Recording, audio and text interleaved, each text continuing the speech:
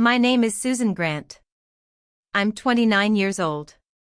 And this is the story of how the man I loved shattered me with one sentence, and how I rebuilt myself into someone he never imagined I'd become.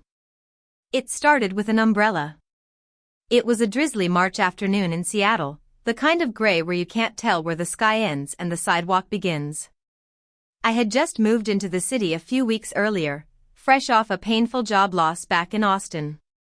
Everything was new, from the creaky floors of my Capitol Hill studio to the strange smell of cedar and espresso that lingered in every corner cafe. I had no expectations that day, only plans to grab a coffee and send out more resumes. But fate, or something like it, had other ideas. As I stepped into the little cafe near Pike Place Market, juggling a tote bag, wet sleeves, and a half-soaked resume folder, someone stepped forward and held out an umbrella, shielding me from the sudden downpour. "Guess Seattle wanted to give you the full welcome experience," he said with a crooked grin. That was Noah. 32, charming, and with eyes that didn't just look at you, they studied you, like you were worth understanding. We started with coffee that day, exchanged numbers with a smile, and by the following weekend, we were making dinner together in his apartment. A simple meal, pesto pasta and cheap red wine, but the way he looked at me over that flickering candle, like I was the only thing in the room that mattered, it made me forget I had ever felt unwanted. For the next 4 years, we built a life. At first, it was magic. He was thoughtful, spontaneous, romantic in quiet ways, leaving notes in my lunchbox, making playlists for my late work nights, running warm baths after I came home crying from a rough day at the publishing house. Noah was an architect, brilliant with lines and light. I was an editorial assistant, obsessed with words and the weight they carried. We joked that he designed spaces and I filled them with stories. He said we made sense. So when he proposed on the 3rd anniversary of our first date, kneeling beside Green Lake with trembling hands and a ring that sparkled like it had stolen light from the sky, I said yes without thinking. Because I truly believed the world had finally given me the person I was meant for. But love, I've learned, can sometimes be a very slow kind of erasure. It didn't start with thunder. It started with whispers. Barely audible criticisms dressed as care. "Are you sure that lipstick flatters your skin tone? The floral prints, maybe they make you look younger than you want to appear.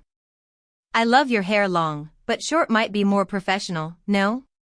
Each time, I adjusted. I rationalized. He just wants the best version of me. Isn't that what partners do? But over time, those suggestions bled into something else, into subtle shifts that became hard lines. One day, he stopped complimenting my cooking. Another, he asked if I had considered applying to more serious publishers. "You're smart, Susan," he said, pushing aside the manuscript I'd been raving about. "Why settle for editing second-rate romance novels when you could be doing something meaningful?" The girl who once spun her ring when she got nervous stopped spinning it. Instead, I started adjusting everything. My wardrobe, my social circles, even my career aspirations. I signed up for online courses he mentioned, just so he'd look at me like he used to. I changed my wardrobe to match his minimalist aesthetic. I swapped out laughter-filled brunches with my old girlfriends for silent weekends at architecture expos where I understood nothing. He never said the words. But I lived under a microscope I never asked for.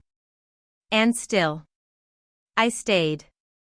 Because when someone gives you love in measured doses, you learn to ration yourself around it.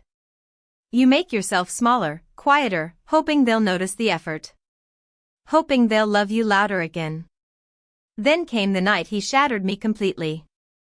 We were just a few weeks out from the wedding, June 17th, the date circled in gold in my notebook. I had just come back from a final dress fitting, cheeks flushed, phone full of candid photos of me in that gown I had waited a lifetime to wear.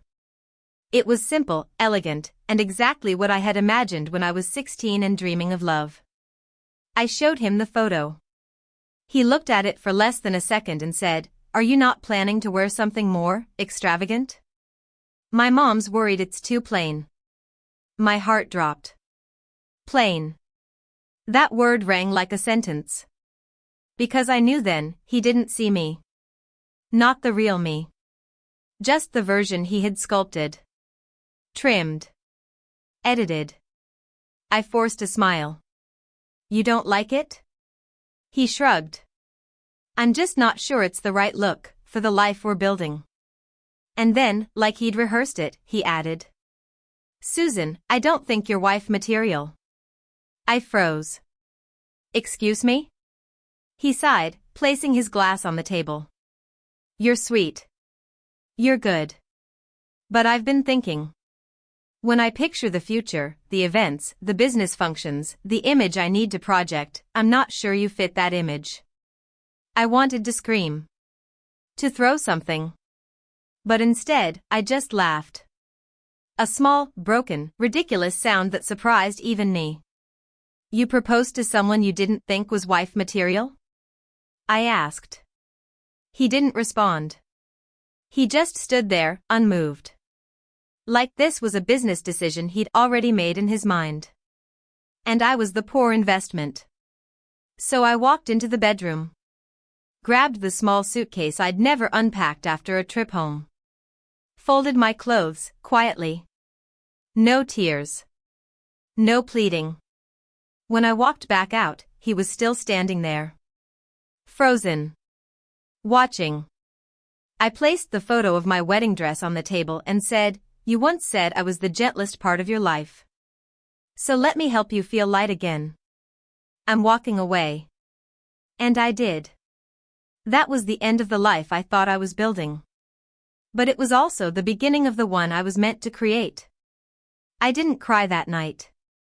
Not even when I stepped out into the drizzly Seattle street, suitcase dragging behind me like a forgotten promise. Not when I called a lift to my best friend Liza's apartment. Not when she opened the door, took one look at my face, and without a word, wrapped her arms around me. It was the silence that hurt more than anything. Not Noah's silence, but mine. The silence I had kept for months. All the moments I swallowed my discomfort, all the changes I made to appease a man who had slowly dismantled me without raising his voice. I had walked straight into my own erasure, and smiled through it like a fool. I stayed with Liza for 3 days. She didn't press. Didn't demand explanations. She made pancakes, turned on terrible rom-coms, and sat beside me when I finally broke and said, He told me I wasn't wife material. She didn't gasp. She didn't rage. She just whispered, Then thank God you didn't marry him. And somehow, those 7 words stitched up something inside me. The Monday after, I called off the wedding. Cancelled everything, venue, florist, photographer, even the honeymoon we had booked in Santorini. I refunded what I could. Paid for what I couldn't. And then I did the hardest thing. I emailed every guest with a note that simply said, The wedding is no longer taking place. Thank you for your love and support. Some replied. Some didn't. My mother cried when she found out, but not because she disapproved. She cried because she had known. The way mothers often do, but are too afraid to say. Honey, she whispered as we sat in her Tacoma kitchen that night, I knew something felt off when I met him. You kept shrinking every time he spoke. I wanted to argue. To say, no, I was growing with him. But I couldn't lie anymore, not to myself. The next few weeks were a fog. I rented a tiny studio in Capitol Hill, all peeling paint and water stains, but it was mine. The first night I slept there, I stared at the ceiling for hours, listening to the creak of unfamiliar pipes and wondering what I was supposed to feel. Relief? Liberation? All I felt was tired. Tired of pretending. Tired of compromising. Tired of playing a role in a love story that was never mine to begin with. So I began the slow, aching process of rebuilding. Piece by piece. I started by reclaiming the small things. I wore my floral dresses again, the ones he called juvenile. I reconnected with old friends, the ones he said didn't fit his social circle. I drank my coffee black again, not the diluted latte he insisted tasted more refined. I opened an old watercolor set I hadn't touched in years and painted a field of sunflowers, messy, too bright, and unapologetically happy. Then I pinned it to the wall of my studio, right above the bed, where no one could miss it. I started therapy. Dr. Marla, 60 and soft-spoken, asked in our first session, "When was the last time you felt like yourself?" The answer came too fast. Before Noah. The truth landed in my chest like a brick. We talked. I cried. I wrote. I painted. I kept busy. And then one afternoon, as I sat in Volunteer Park, sketching the vague outline of a maple tree, a message buzzed on my phone. "Noah. I'm sorry for what I said. I was just under pressure. You know that, right?" I stared at the screen.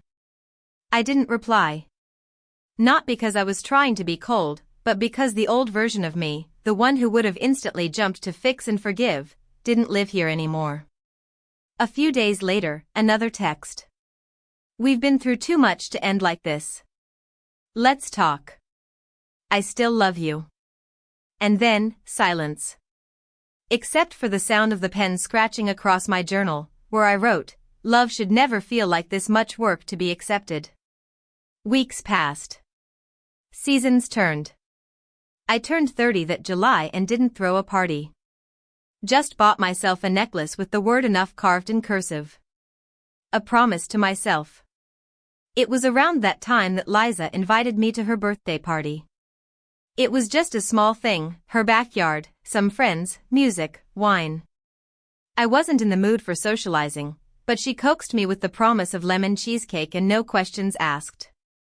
That's where I met Wyatt. I didn't notice him at first. He was tall, in a quiet sort of way, not the kind that commanded attention, but the kind that felt safe to stand beside. He wore a blue button-down, sleeves rolled, a faint tan from someone who worked outside often. We didn't speak until I accidentally spilled sangria on my own shoe, cursed under my breath, and he passed me a napkin with a soft, "At least it wasn't on the host's vintage rug." I laughed. And not because the joke was funny, but because, for the first time in a long time, I wasn't afraid to laugh too loud, to look messy, to just be. We stood near the balcony for nearly an hour, talking about nothing and everything, truck repairs, bad dates, old songs, new books. When I mentioned that I'd started painting again, his eyes lit up, not in that performative, "I'm so impressed" way Noah used to fake, but in a genuine way, like he respected people who created for the sake of joy. "You seem like someone who knows how to begin again," he said. And I didn't cry. But I wanted to. Because those were the kindest words anyone had said to me in months. We didn't fall in love that night. We just exchanged numbers. Then came coffee. Then quiet walks. Then movie nights. Then laughter that didn't feel forced, and hands that didn't feel heavy. Wyatt didn't ask me to be anything. And maybe that's why I gave him everything. I didn't expect to fall in love again. Not really. I told myself I was just being open, letting the world unfold without clinging to timelines or expectations. But Wyatt had a way of being present without pressure, and that changed everything. We saw each other casually at first, coffee on a lazy Sunday, or wandering through the Ballard Farmers Market, stopping to taste honey and smell handmade soap. He wasn't intense. He wasn't performative. He wasn't trying to sell me a fantasy. And that was everything I didn't know I needed. When I talked about the little art class I'd started taking again on Thursdays, he didn't scoff. He asked to see what I was painting. When I shared stories about my job at the publishing house, the one Noah called small time, Wyatt actually leaned in, asking about the writers, the stories, the emotions in them. He wasn't perfect. He talked too loud when he got excited. He always forgot where he parked. And he burned rice every single time. But he didn't try to change me, and never made me feel like I needed to change to be loved. The first time I showed him one of my paintings, I was nervous. It was a watercolor of a young woman sitting by a window, her head slightly turned, a faint smile on her lips like she was listening to something the world couldn't hear. Wyatt looked at it, took a breath, and said, "Not everyone dares to live the thing that brings them joy." I admire that. That moment stayed with me. I think it was the first time I started believing that maybe, just maybe, I was worth admiring, not for what I could become, but for who I already was. We grew closer. Slowly. Naturally. One Saturday night, while I was rinsing dishes, he quietly asked, "Do you think maybe it's time to stop packing a bag every weekend?" I turned, still holding a plate, heart thudding. "I mean," he added quickly, "you practically live here already. Just thought maybe, making it official might save us both a lot of laundry." I laughed. Not because it was funny, but because I wanted to cry again, out of peace this time. The next day, I brought over 3 books, 2 sets of pajamas, and my favorite fuzzy blanket. Not a full move. But an unspoken yes. We didn't rush anything. Our lives melted together with ease. We kept our independence, our own routines, our hobbies, but there was always room for each other. Always. I'd leave him little notes on the fridge, "Don't forget to take your umbrella, it looks angry outside." He'd leave socks near the door on chilly mornings, because I always forgot mine. It was simple. It was real. It was quiet magic. Then one afternoon, as we were walking through the market, him holding a bunch of sunflowers for my windowsill, my phone buzzed. Noah. The name on the screen made my stomach twist. "I heard you're seeing someone.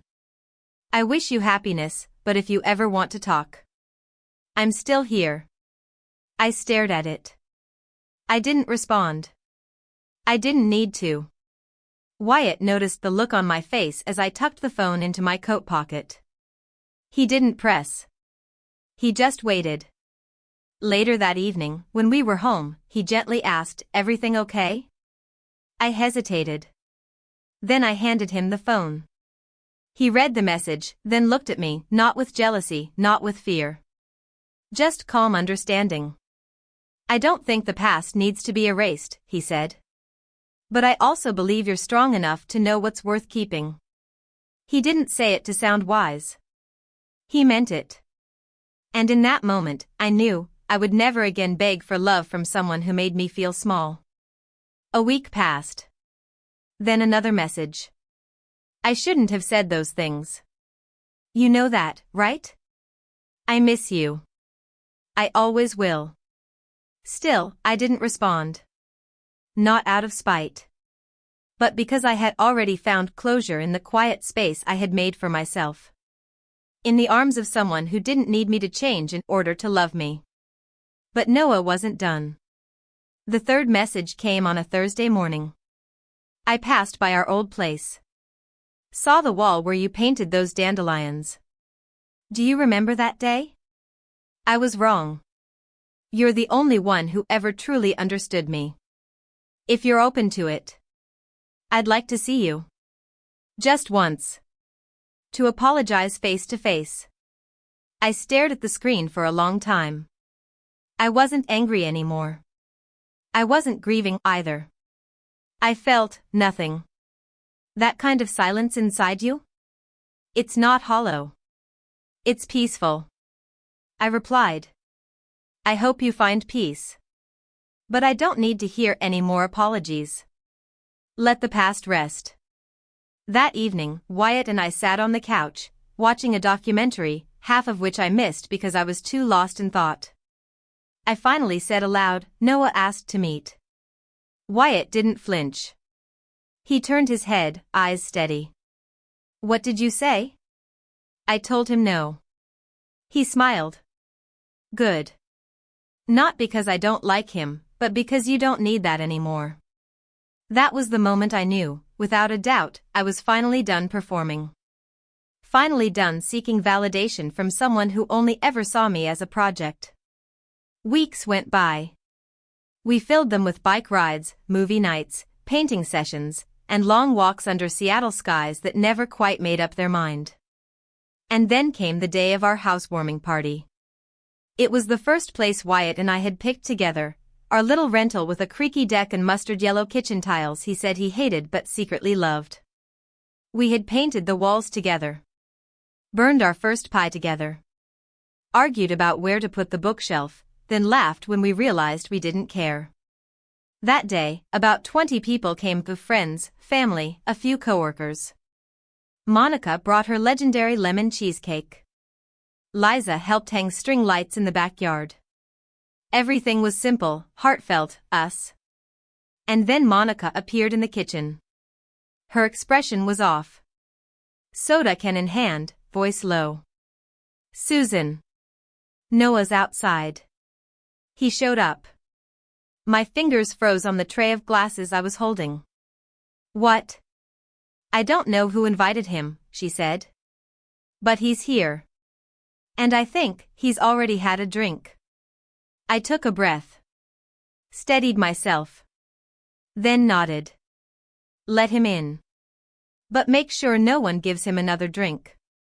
I stepped into the backyard, sunlight brushing against the faces of friends and laughter floating on the breeze, and there he was. Noah.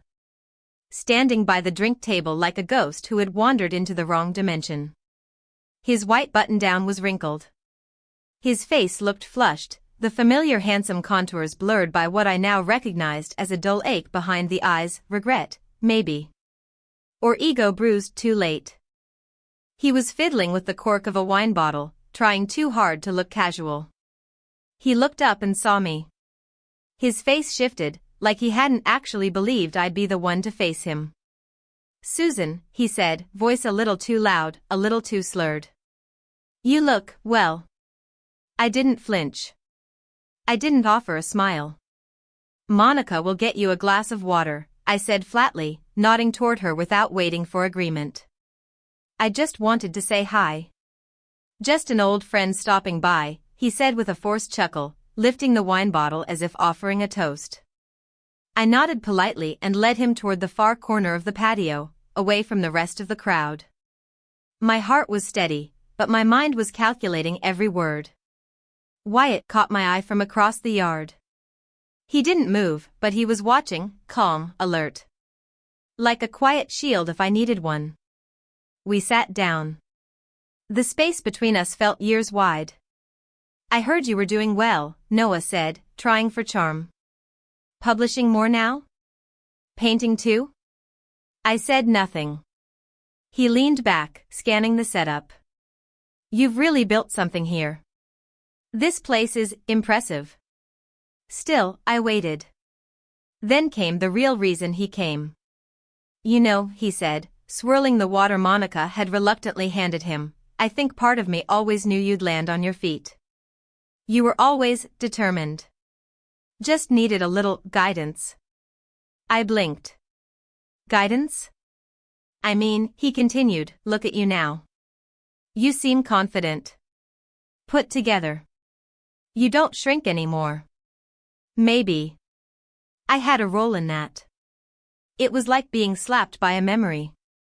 He was trying to take credit for my growth. Like the pain he caused was some kind of life lesson I should be grateful for. Wyatt approached just then, gently placing a hand on the back of my chair. He didn't interrupt. Just stood there, solid, present. Noah glanced up.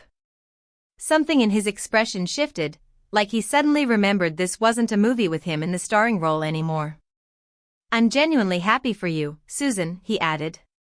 But I guess part of me wonders if I helped you get here. All those things I said, maybe they pushed you to evolve. I set down my glass. Wyatt finally spoke. His voice was calm, firm, unshaken. What made Susan strong wasn't what anyone said to her, it was what she learned to say to herself. No one gets credit for that but her. Noah laughed awkwardly, shrugging. I didn't mean it like that. I never meant to hurt her. You did hurt me, I said quietly. But you didn't make me who I am.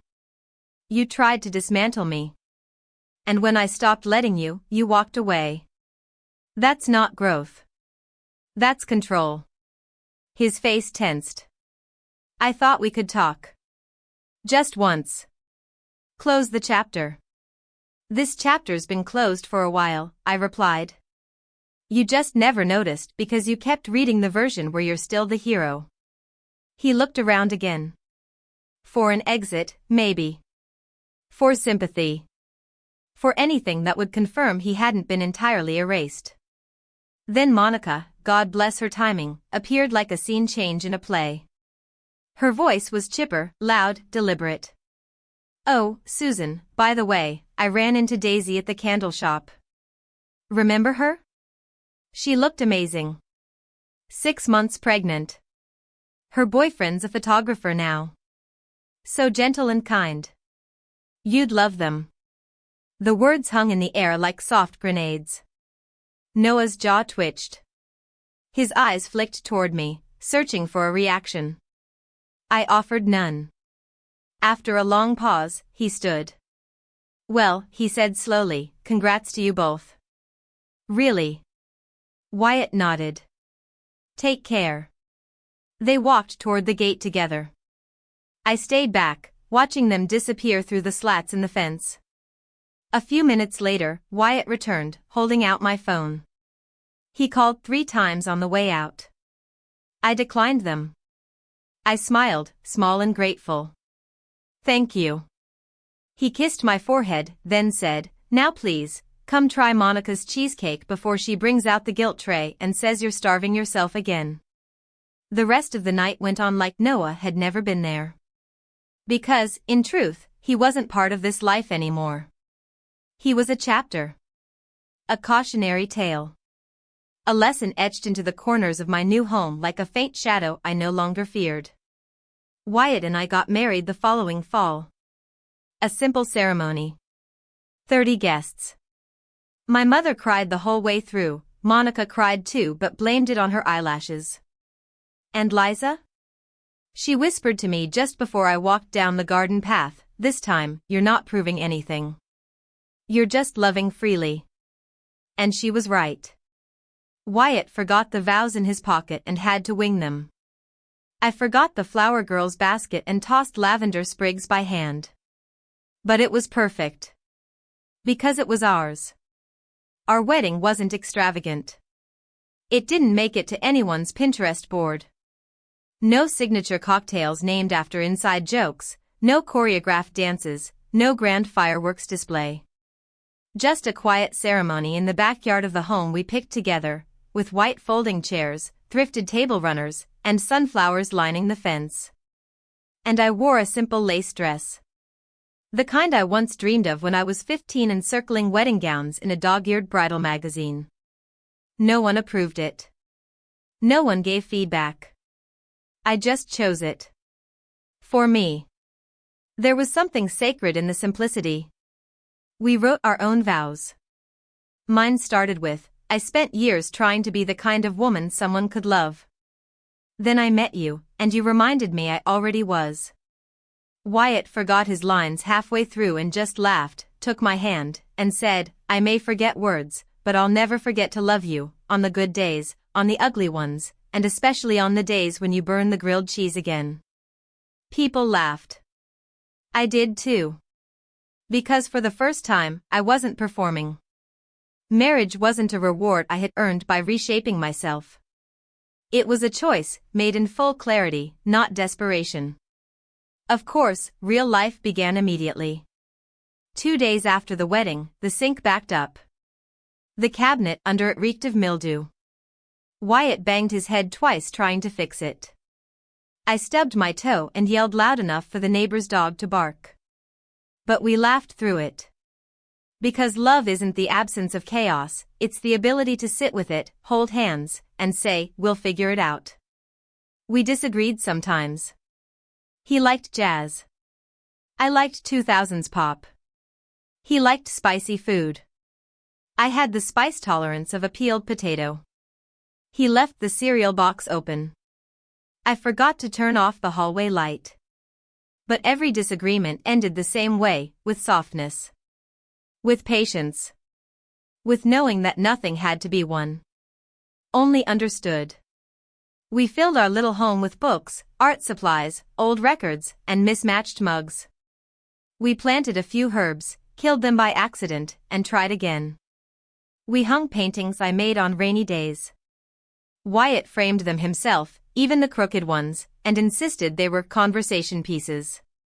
One evening, I came home exhausted, drained from a client who wanted 6 edits in one day and a migraine that wouldn't quit. I walked in, dropped my bag, and nearly cried when I saw Wyatt in the kitchen. He had burned dinner. But he had also left me a note on the counter in sloppy marker that read, "If I could, I'd make the whole world easier for you to carry. But for now, how about pancakes instead?" I laughed. Sat on the floor. And cried, not from stress this time, but from relief. This is what it felt like to be loved in the right way. A few weeks later, he gently brought up the idea of a future. Not a grand pronouncement. Just a simple moment. We were curled up on the couch under a heavy blanket, the kind that made you drowsy just by touching it. He placed his hand gently over my stomach, not suggestively, not demandingly. Just a touch. A gesture. "What do you think?" he asked softly. "One day, when we're ready." I didn't answer right away. I looked into his eyes, then down at his hand. And I smiled. Not because I was sure of anything, but because I wasn't afraid anymore. That night, I sat by the window with my journal open and wrote. "This home has creaky cabinets, a scratched-up coffee table, and the world's worst dryer. But it's also the first place I've ever felt like I don't have to earn the air I breathe." I used to believe that love was about being chosen. Now I understand, it's about choosing yourself first. About not mistaking someone's standards for your worth. About knowing the difference between a pedestal and a cage. One morning, while I was painting by the window, my phone buzzed. It was from a friend I hadn't spoken to in years. Her name was Rachel, someone I'd met through Noah once at a work party. We never stayed in touch. The message read, "Hey, I know this is random, but just thought you'd want to know. I bumped into Noah. He mentioned you a few times. Said you're doing amazing. He also told me his new girlfriend broke up with him." I stared at the screen for a moment. There was a time that news would have sent a jolt through me, some strange mix of satisfaction and old sorrow. But now? Nothing. Not pity. Not pride. Just neutrality. He was a chapter. A long one. A painful one. But a finished one. And I was already several pages deep into the next story. Later that night, while Wyatt and I were making dinner, I looked over at him, apron on, flour on his cheek, reading the pie recipe he'd already made a dozen times like it was a secret mission, and I asked, "What do you really think of me?" He didn't even blink. He walked over, wrapped his arms around me, and said, "I think you're the strongest woman I've ever known. Not because you've never been broken, but because you've healed yourself and still chose to love this world with softness. I love that. And I love you." I closed my eyes and leaned into the warmth. That night, I lay awake for a while, staring at the ceiling fan turning in slow, lazy circles. Wyatt was fast asleep beside me, one hand curled under his pillow, the other gently resting against my arm. The room was still, peaceful. But inside me, something was shifting, settling, maybe. Or rising. Because it was in moments like this, quiet, unremarkable, unposted to any timeline, that I realized what healing truly meant. Not forgetting. Not replacing. But reclaiming. Reframing. Breathing through the ache of what once was and finding beauty in what now is. I still got messages from Noah now and then. Always careful. Always respectful. I saw the painting you posted. Still using the watercolor set I gave you? Hope you're doing okay. The bookstore near Fremont still has your favorite poetry series. I didn't reply. Not because I was bitter, but because I'd finally learned the power of unspoken closure. I didn't need a confrontation. I didn't need him to say sorry one more time.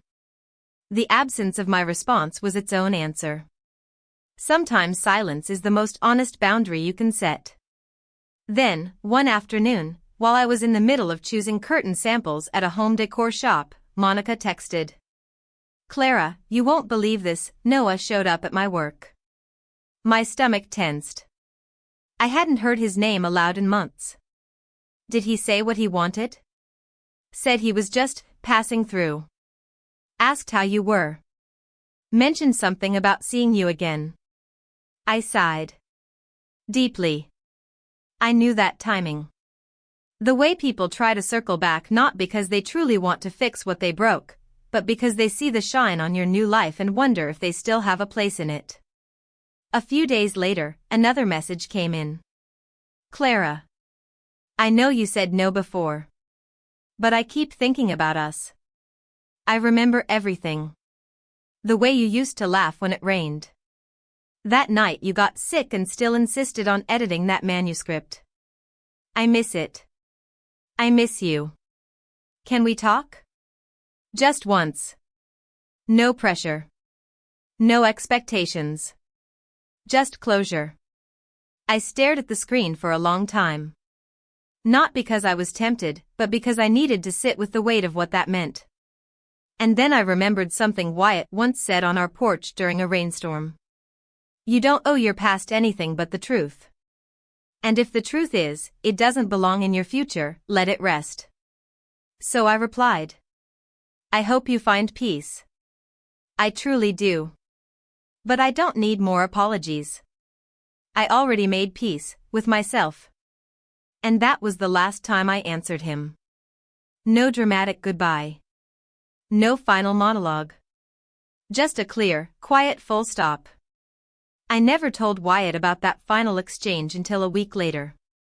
We were curled up on the couch, half watching a documentary, half trading silly foot rubs under a shared blanket. I told Noah no, I said. Wyatt turned toward me, a small smile playing on his lips. Good. Then he leaned closer and whispered, not because I'm jealous. But because I love that you no longer need his validation to feel whole. That sentence hit something deep in me. Because it was true. I wasn't just loved now, I was safe. Cherished. Seen. A few weeks later, we hosted our first holiday dinner. Just close friends and family, 13 people in all, including Liza, who spilled wine on the tablecloth, and Monica, who proudly brought her infamous jalapeno cornbread that no one could eat without crying. We played old records. Laughed about everything and nothing. Took blurry photos. Ate too much pie. At one point, I slipped into the hallway just to breathe it all in. The soft hum of conversation. The smell of cinnamon and citrus. The faint sound of Wyatt's voice in the kitchen, bragging about his perfectly mediocre mashed potatoes. And that's when it hit me. This wasn't just a party. This was the reward. Not the flashy kind. Not the movie-ending scene with a dramatic speech or someone running through the rain. But the kind that comes from building something honest, brick by brick, heartbeat by heartbeat. And then something happened that made it all feel even more real.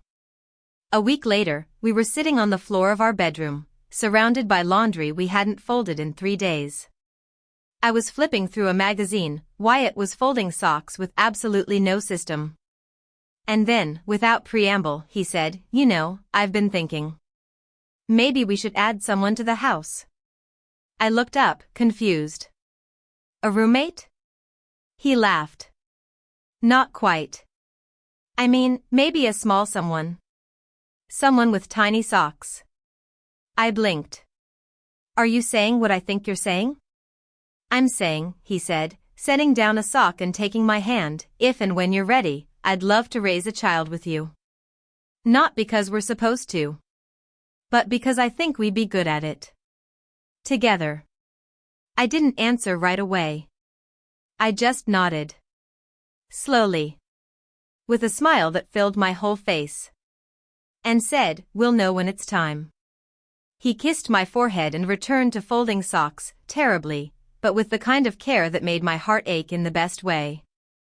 That night, while the world outside our window went on as usual, traffic and headlines and buzzing notifications, I felt like something inside me had finally locked into place. Not perfection. Not fairy tale. Just peace. Just partnership. Just love that didn't demand I audition for it every day. The final confirmation that my story had changed didn't come with a wedding or a pregnancy or a dramatic confrontation, it came on a quiet Thursday morning. I was sitting at the kitchen table in my robe, sipping coffee, while Wyatt stood at the counter humming an old song from the 90s, trying to remember the lyrics. Sunlight streamed through the window, catching dust in the air like glitter. It was so ordinary it could have slipped by unnoticed. But something about that moment, the soft clinking of spoons, the scent of toast, the hum of a man who loved me without needing me to become someone else, made my chest swell with something I couldn't name back then. Now I know what it was. It was arrival. Not at a destination others set for me, but at a life I built from scratch, one boundary, one decision, one brave silence at a time. Later that day, while organizing old boxes in the closet, I found a folder I hadn't touched in years. Tucked inside were remnants from a different lifetime, swatches from the wedding that never happened, a copy of the old guest list, and a single printed photo of the wedding dress I had once cried over. The paper was wrinkled. Faded. I looked at it for a long while. Then, without flinching, I folded it neatly, placed it in the donate box, and whispered softly under my breath, "Thank you for the lesson." Because that version of me, the one who tried to twist and shrink into someone else's vision of love, deserved to be remembered, not regretted. She tried. She hurt. She survived. And she grew into me. That weekend, Wyatt and I finally hung up the last picture in our hallway, a frame that had been sitting by the stairs for weeks. It held one of my newer paintings, a small house on a hill under an evening sky, warm yellow light glowing from inside, a woman sitting by the window, brush in hand, completely content. Beneath it, a handwritten caption. Built, not found. Later that month, we visited Liza, who had just moved in with her boyfriend. Monica was there too, sipping lemonade and holding court like she always did. At one point, Liza nudged me and said, "Do you ever think about how far you've come?" I smiled.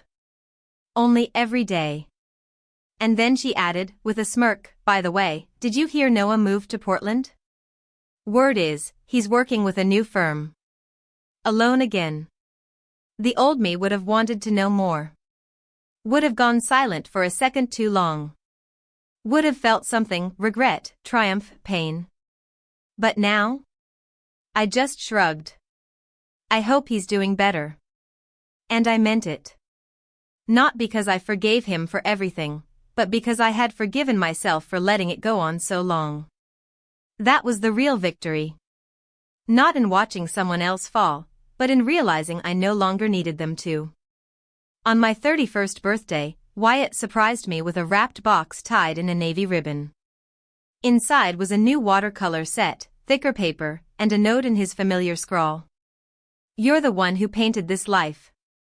Now it's time to paint what's next." I sat with that for a long while, tears stinging the corners of my eyes. Because he was right. I had done this. Me. I had walked away from a man who called me not wife material. I had built a home where I didn't have to ask, "Does this look okay?" I had chosen softness over bitterness. And I had written every page of my comeback without ever needing to scream. Sometimes, the most powerful revenge isn't fire or fury. It's joy. It's peace. It's waking up in a home that feels like your own skin, knowing that every inch of it was chosen by you, for you. My name is Susan. And I am no longer looking to be approved, accepted, or chosen. Because I've already chosen myself. And that's enough. Thank you for listening to my story. Maybe you've been where I was, trying to be someone else just to be loved. Maybe you're still there. If so, let me tell you the truth I wish someone had told me sooner. You don't need to be more to be worthy. You just need to be real. If this story moved you, share your thoughts in the comments. Someone else might need to hear what you have to say.